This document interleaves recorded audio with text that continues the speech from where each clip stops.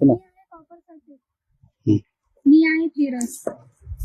मी आहे एरो. मी अभिक्रिया कारखान्यापासून उत्पादितांची दिशा दर्शवितो. मी आहे फेरस सल्फेट. मी आहे कॉपर. ही आहे विस्थापन अभिक्रिया. या अभिक्रियामध्ये एका आयनाची जागा दुसरा आयन स्वतः बनवून घेतो. या अभिक्रियाला विस्थापन अभिक्रिया असे म्हणतात. कोणती अभिक्रिया ही? विस्थापन अभिक्रिया. विस्थापन अभिक्रियेमध्ये काय होतं मग तुम्हाला दिसतोय बघा, इथं काय दिसतोय? CuSO4 कॉपर सल्फेट आणि दुसरा काय दिसतो आपल्याला? Fe. पण यांचा प्रोडक्ट तयार होताना बघा CuSO4 ऐवजी काय तयार झालं इथं? FeSO4. म्हणजे इथून Cu निघून गेलाय.